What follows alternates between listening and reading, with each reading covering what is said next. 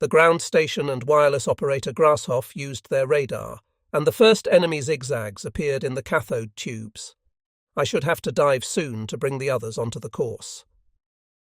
A few minutes after this radar contact, the bulky shadow of a bomber loomed out of the darkness, a Halifax. The first attack was successful. Flames darted from the petrol tank, and the crew immediately bailed out. For a while, the burning hulk continued to remain aloft, then it nosedived and exploded on the ground.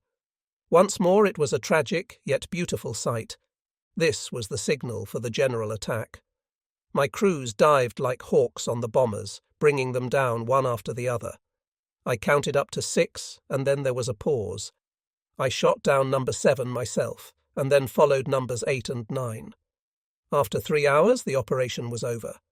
I was the first to land and counted the homecoming machines. The pilots behaved like maniacs, streaking across the field and dipping their wings. One after another, they proudly reported their kills. Division was already on the line asking for my report. It was short and terse. 6 machines engaged, duration of ops 3 hours, 9 enemy bombers shot down without loss. 2 machines slightly damaged, the remaining 10 ready for further ops. The division was delighted. Oberst Handrick congratulated me personally on our success. "Well, carry on the good job, boys. They'll be on their way back in 4 hours. Take a breather, and we'll notify you in plenty of time. Good luck." But no one thought of taking a rest. They gossiped about their combats late into the night. The telephone rang again. The British were on the way back. Now the second wave had a chance of going into action. We received our starting orders at 03:30 hours. Oberleutnant Egan was in the party. I looked at the machines as they took off and crossed my fingers. From headquarters, we listened intently for the ground-to-air communications. After a long wait, Feldwebel Hubach reported the first contact with the enemy. There were a few anxious moments until he reported again. Sieg Heil. Courier on fire. That was the 10th that night. There were 4 more to come. I estimated that about 30 British bombers had flown in, and 14 of them had bitten the dust. It was a great success for my squadron, particularly as all 6 crews of the second wave returned safe and sound. During the next few nights we had no peace, for the airlift went on from Italy to Warsaw. The British disregarded their huge losses. Night after night these flying goods trains took to the air, and night after night we shot them out of the sky. But one of my crew crashed after a tough combat. On the morning of 6th September 1944, I was rudely awakened from my sleep. The NCO on duty stood at my bedside. I rubbed my eyes and stared at him morosely, but he gave me no time to collect my thoughts. "Get up, Herr Hauptmann, get up quickly. An American bomber formation reported flying directly for Novi Sad." I was up in a flash, put on my shirt and trousers, and rushed down the steps carrying my tunic. As I ran, the officer of the day, Oberleutnant Buder, met me. "It was high time, Herr Hauptmann. We must get off the field. The bombers are already on the horizon, approaching rapidly." I gave my orders swiftly. "Oberleutnant Buder, you take care of the machines. Let the ground staff disperse them, put on the camouflage tarpaulins, and leave the field at once. The NCO on duty is to wake all the crews. Within 5 minutes the airfield must be cleared, whether they're in their pants or their pyjamas." "Very good, sir, within 5 minutes." I rushed to headquarters and called up the division. There was a short delay before I received orders to look for an emergency strip in case our field was put out of action. I replaced the receiver and hurried outside. Marley and the driver were already in the car with the engine running. My gunner was looking anxiously towards the south. Now I could hear the monotonous drone of the American formation. It had a sinister ring. The sun shone down pitilessly, lighting up the silver birds like bright fish.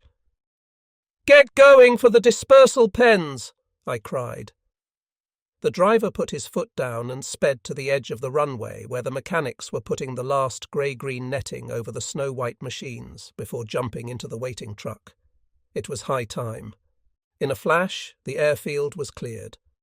Not a soul to be seen on this doomed eyrie. The first marker bombs soon fell. My car stopped and we flung ourselves flat in the nearest ditch. A sinister hiss filled the air. The earth trembled, and after a deafening explosion, a huge cloud of smoke rose from our sheds. 3 waves flew in, and after 10 minutes our airfield looked like a lunar landscape. The bombers left without any damage to themselves. That same day I drove off to look for a suitable airfield. It was a long time before I found the right spot. Near Hodschak in the Batschka, I found a 700-yard-long meadow broken only by a single ditch. The surrounding country was completely flat, an advantage in the case of a short runway. The burgomaster of this German-Hungarian village did everything in his power to adapt this primitive airfield to our demands. Our over-eager Oberfeldwebel Kramer had naturally illuminated various obstacles, among others a telephone pole that stood at the edge of the field next to the railway line. I was squatting with my crew in a tent lit by a petrol lamp and had given the take-off and landing orders, when outside I heard a loud, long whistle. We looked out and saw a train held by the red signals. Kramer tore his hair and rushed out to tell the engine driver the reasons for our red lamp. On the following day, in the presence of the whole village, we buried our fallen comrades. A mountain of flowers and wreaths adorned the graves of these young men who had met their deaths in so tragic a manner. Mothers and wives whose own sons and husbands were at war wept for the dead as if they had been their own. I made a short speech, for I had known them too well to express in words what their loss meant to me. While the coffins were being lowered into the grave, I wondered whether I could have avoided this misfortune. Perhaps it would have been better to have dispatched the machines in the late evening. But in war, can one ever foresee all the moments of danger? Danger crops up and no one knows when it will be his turn. Deep in thought, I left the cemetery and made a balance sheet of my experiences as a night fighter. It began in 1941. In the very first month, my pals von Campe, Redlich and Geiger were killed, and the chain was never broken. I had to be thankful that I was still alive. This self-preservation urge held good whichever side one was on. We were in a mess, and my men quite rightly demanded of me firm behaviour and belief in victory. I felt that the mood of my squadron, particularly at this moment of continuous setbacks, was dependent upon my behaviour. It lay in my hands whether I allowed the unit under my command to become a hopeless rabble, or instilled it with enthusiasm for self-sacrifice by my own example. The great confidence the airmen themselves showed in me inspired me to overcome all difficulties. Inwardly I was convinced that the war was lost, but it was my duty to continue on this path to the bitter end with my men. This was no blind obedience, but a question of integrity. To conquer with integrity is simple, but to lose with integrity needs great self-control. A few days after our arrival in Hodschak, Division reported several formations flying from the south. We squatted in our tents and debated the position. Now we could clearly hear the rumble of the front-line guns. The Russians were advancing steadily towards the Danube. 2 machines were ordered to take off. It was understandable that I should be one of them. I ordered Oberleutnant Buder to take off in the second. At 22:31 hours, we left our emergency field. As I yanked the machine off the ground, I found that I had only just had enough room. Landing would be even more difficult. While I was still climbing, the controlling officer sent me after an enemy machine that was flying through our sector at 6,000 feet on a northerly course. At 22:39, I sighted my opponent and attacked immediately. A minute later, the Halifax crashed on fire not far from the airfield. This was the only kill that night. In these breakneck conditions, I was lucky enough to put my machine down after a bare 17 minutes flying time.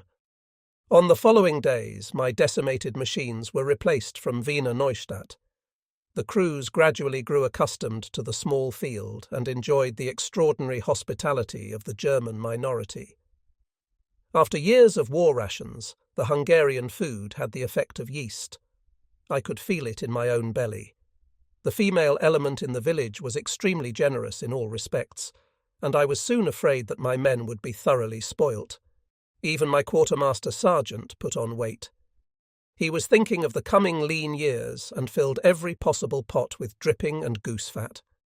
Within a few days, a great friendship had sprung up between the population and the soldiers. The villagers counted our machines on takeoff and waited up to count them on their return. I had to report each night to my billet, otherwise my good hosts could not sleep. Each morning at about 4 o'clock I slipped into their bedroom and wished them "Jo estet rivano." "Edes anja," came the smiling reply. "Now you're all right." From Hodshak we checkmated the Britishers. Night after night we shot down their bombers and brought their Warsaw airlift to a standstill. On 22nd September 1944 these flights ceased. A few peaceful weeks followed, until the Russians were 30 miles from the village. When it became known that we were to retire to Akeni on the other side of the Danube, there was almost panic in the village. The people could not and would not grasp that they had to leave their homes or stay and face a gruesome fate. At the last moment they grabbed together a few essentials, inspanned their carts, wrapped their children up in blankets, and set out on the great trek. Everything that they had built up with such industry now had to be left behind. Nearly every family possessed its own big farm with rich fields and cattle. They had grown to be at one with their property, as only peasants who have done all the work with their own hands can be. Despite their distance from Germany, these men remained true to their country. They insisted upon preserving their mother tongue. In the school, German was learnt as the basic language, and they seldom mingled with the Hungarian population. But now the end was near, an end that entailed little but misery, suffering, self-sacrifice, and pain. The women, most of whose men were in the field, had to leave their homes and farms, which had taken a great place in their hearts and on which they had lived happily for so long. The approaching Russian steamroller forced these men to leave their homes. What happened here was comparable to the great migrations of early days. I cannot describe the terror and suffering of these wretched people. Even tough soldiers cannot bear to see the weeping of women or to hear the wailing of children. The soldiers gave them all the help they could, but many of the women were so terror-stricken that they seemed rooted to the ground. My men harnessed the horses and helped them put their belongings on the carts.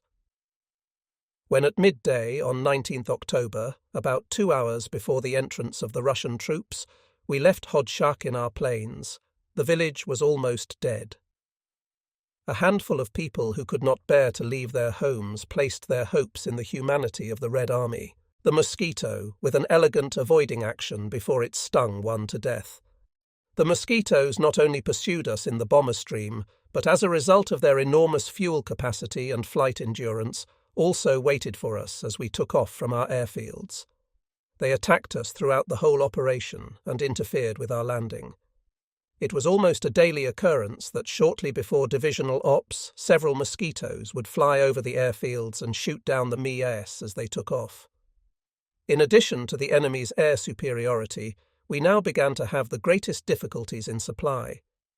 Fuel was stored in great quantities in the depots, but as a result of constant attacks on bridges, roads and railway lines, it no longer reached the airfields. We often pumped the remaining fuel out of several machines to get at least one in the air. This round-the-clock bombing also sowed dissension among our leaders. During the heavy British raids on Pforzheim and Dresden, I received no orders from my wing to take off. On the night of the destruction of Dresden, 13th of February 1945, the enemy bombers droned at low altitude over our heads, but we were in reserve and did not dare to go up. We little lights could not understand this strategy. With the attacks on Pforzheim and Dresden, the Allies' mad dog rage for destruction reached its peak. Just as in antiquity, the city of Pompeii was destroyed by the sudden eruption of Vesuvius. Shortly before the end of the war, the Allies annihilated the cities which had so far been spared, with a burning rain of incendiaries. In particular, the cities of Pforzheim, Dresden, and Würzburg. Pforzheim, on 23rd of February 1945, was the first of these Pompeiis.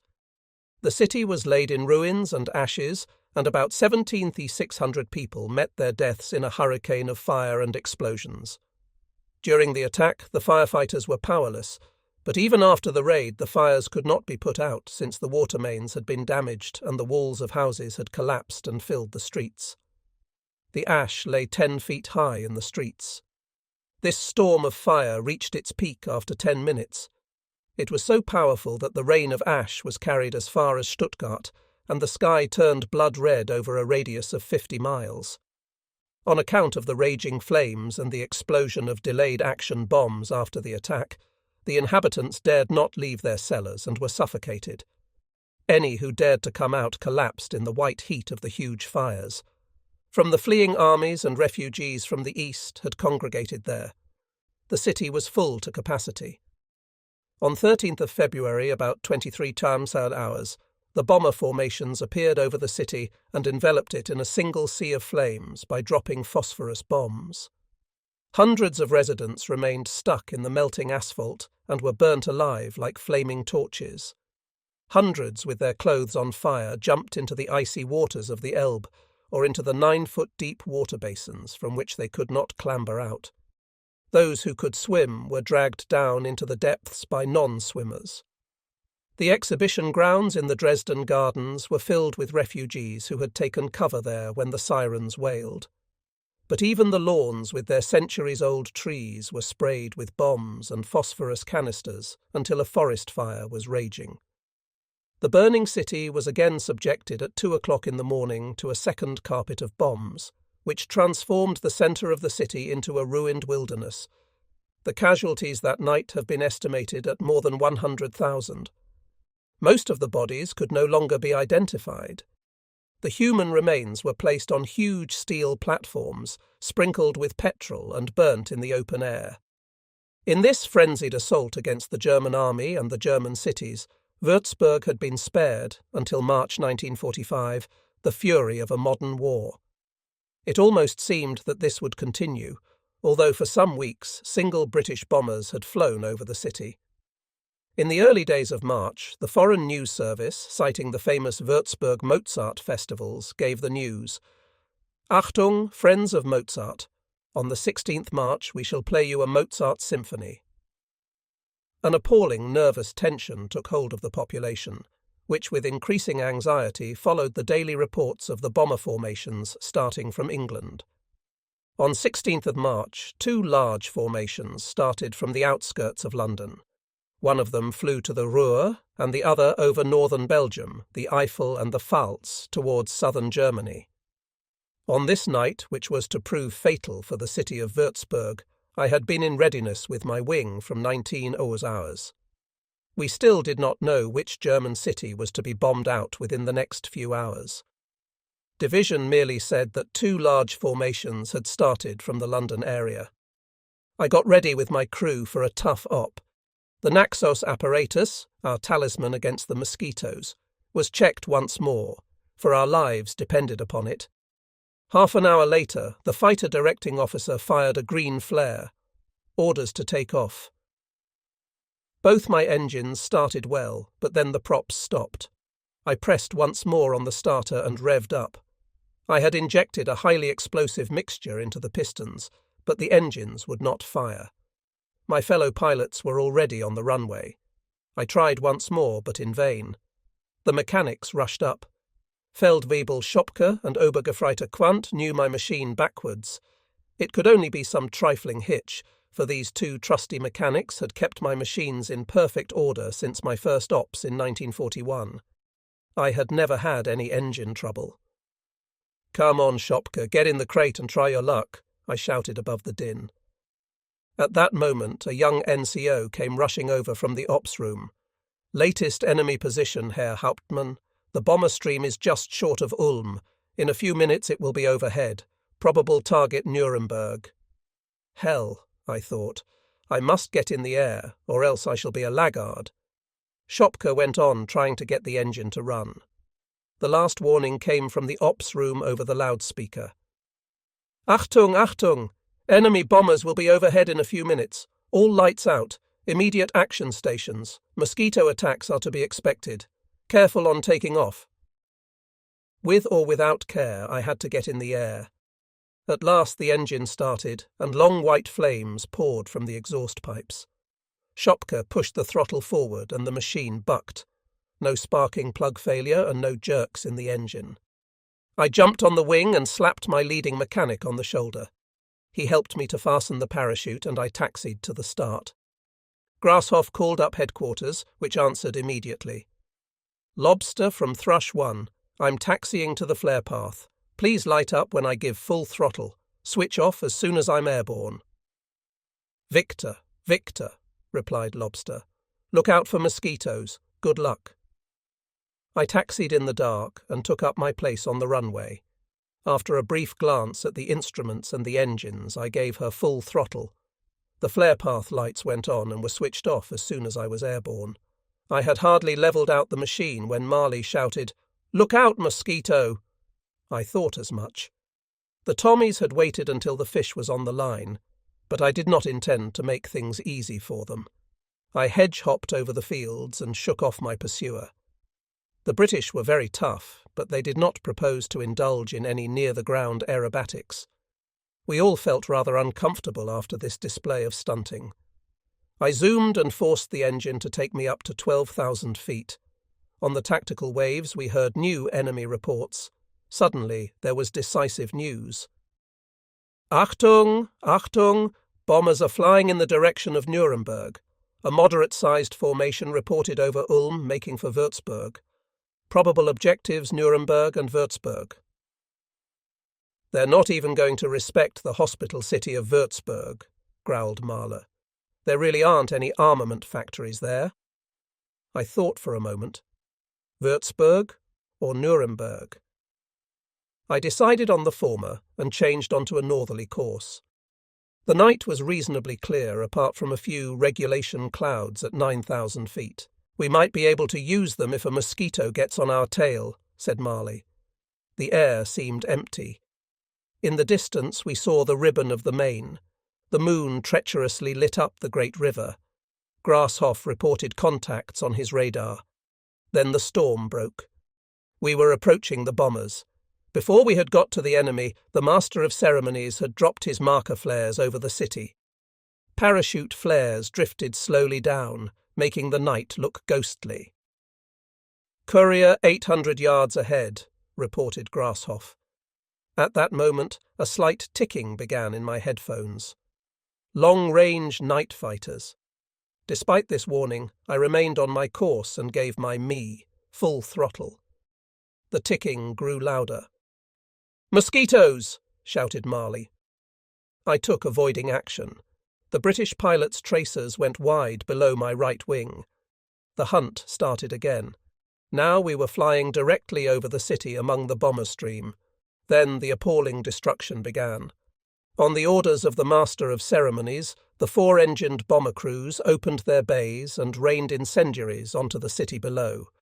The phosphorus ignited as soon as it hit the air and joined into a huge burning cloud which slowly settled on the city. It was a dantesque and terrible sight, those unfortunate people who were still in the city. This fiery cloud knew no pity. It sank on churches and houses, palaces and citadels, broad avenues and narrow streets. At the outset, burning drops spurted from the cloud, causing isolated fires. Then the burning veil enveloped Würzburg. In a few moments, a gigantic patch of flame lit up the dark night and turned the clouds to scarlet. Würzburg was burning. By the glow of the doomed city, the bombers found their direction. The small wings and slender bodies gleamed brightly. I could have shot time and time again, but as soon as I was on position, Mahler shouted, "Achtung! Mosquito!" I had instructed him to warn me only in case of great danger. Thus, I dared not reflect when his words rang out. The delay of a second, and we should fall like a blazing torch out of the sky. Then a four-engined Lancaster crossed my path. Without a thought, I poured a long burst into its fuselage and wings. The crate exploded in the air and spun down with its crew. That was my only kill over Würzburg, and incidentally my last kill of the war. It attracted the entire enemy night fighter pack on my heels. We could hardly watch the bomber crash on the ground before they set upon us. The Naxos apparatus lit up constantly. Mahler no longer shouted, "Achtung!" but sat and fired his tracers at the mosquitoes. No avoiding action, no banking, no hide-and-seek in the clouds was of any avail. The British pilot remained on my tail. Fortunately, he always began from long range and his aim was inaccurate, and then suddenly Marley shouted in terror, "Mosquito close behind us!" His voice made me shudder. Even as I banked, the burst hit my machine. There was a reek of smoke and fire, terrifying seconds ahead, but I let my machine dive to be rid of my pursuer. The altimeter fell rapidly, 2500, 2000, 1500, 1000. Now I had to pull out unless I wanted to go straight into the ground. I pulled with all my might on the joystick and got the diving machine under control. Luckily, the controls answered. There was still an acrid smell of smoke in the cabin. Perhaps a cable was smouldering, but the engines were running smoothly. We hedge-hopped over Swabia towards our airfield Leipheim. Mahler lit up the cockpit with his torch. Everything was in order. Then he focused it on the engine. There was a white trickle on the starboard wing. Petrol. One of the pipes had been shot through and the fuel was leaking out. The needle on the fuel indicator slowly sank to empty. This was a fatal situation, but misfortunes never come singly. Mahler reported reactions in the Naxos, and the sinister tick-ticking started again in the headphones. The British never give up. This one pursued us even to our airfield. We had to land, and avoiding action was impossible. It was pointless coming down anywhere except in Leipheim. Grasshoff called the airfield, which replied faintly. A few terrifying minutes. I pumped the petrol from the port into the starboard tank with the electric pump. Would we have enough? If the right engine conked, it would be the end. I now spoke to the ground station myself. Everything depended upon a skillful landing, or else the mosquito would shoot me down as I approached the runway. Lobster from Thrush 1. Come in, please. Thrush 1 from Lobster. Victor, Victor. Loud and clear. Take care. Night fighters circling the airfield. That was to have been expected. The Britisher did not want to miss me. I replied, "Victor, Victor, I must land. Little fuel left. Don't light up. I'll land blind. Put a white lamp on the landing cross and one red lamp at the end of the flare path. Don't switch on." The ground station had understood my plan to fool the mosquito. Mahler sat at his guns in the rear cockpit. I lowered the wing flaps to 20 degrees and circled at low speed over the airfield. The British were searching. The ticking in my headphones was continuous, but the fellows did not dare to come down. I was more than 100 feet above the ground. Tensely, I watched the proceedings on the runway. At any moment, the 2 ground lights would go on. The perspiration was pouring from my forehead. I only hoped that 2 lights would be sufficient to bring my machine down in safety. I must rely entirely upon my instruments, for the 2 petrol lamps would give me neither my height nor the direction of the machine. Should I not let them turn on the lights just as I landed? But this seemed too risky. The mosquitoes were looking with Argus eyes at this field, and if it lit up, they would immediately see the machines parked and the sheds. During these reflections, I gained height. The red control lamps of the petrol tanks lit up. That meant fuel for no more than 5 minutes. I must land. I had turned my radio to the ground station in order to give the Tommies no hint. But now I was in great danger. I pressed the button. "Lobster from Thrush 1. Hurry, please. Fuel for another 5 minutes." Oberfeldwebel Kramer replied at once. "Thrush 1 from Lobster. Lamps in position. You can land." We looked for them, and Mahler was the first to discover them. They gave a very faint light. Directly above the white lamp, I started the stopwatch and set my machine on its course. The white light disappeared behind the tail unit. If I flew correctly as I came in over the field, it would bob up ahead of me. Mahler suddenly shouted, "There's one ahead to starboard, a bit higher." I only caught a glimpse of exhaust pipes disappearing in the darkness. "For God's sake, don't shout so loud, Marley," I replied. The seconds passed. If only my fuel would last out. A short pressure on the hydraulic gear. Undercarriage lowered. At any moment now the white lamp would appear in the darkness. My eyes peered into the night. There it was. Throttle back. Float. The wheels touched down. I put on the brakes and the machine gradually came to a standstill. We'd made it. Grasshoff opened the cockpit roof. "Herr Hauptmann, the Tommies are droning right overhead. Something's up." I cautiously gave a little throttle to prevent the flames darting from the engine. Any reflection would betray us. In the darkness we taxied to our dispersal pen. Then the accident happened. An over-eager mechanic trying to be helpful flashed his green torch. The mosquitoes were on the watch. I turned the machine into wind and cut off the engine. Marley shouted, "Put that torch out, you bloody fool." At that moment we heard an increasingly loud whistle in the air. The Tommy was diving on the airfield. "Quick, get out of the machine. It's going to get hot here." Too late. The British pilot shot and the tracers made directly for us. Instinctively I ducked and there was a sinister rattle in the machine. I sprang out of my seat onto the left wing and fell over Grasshoff and Mahler as I slipped to the ground. A Feldwebel was writhing on the ground.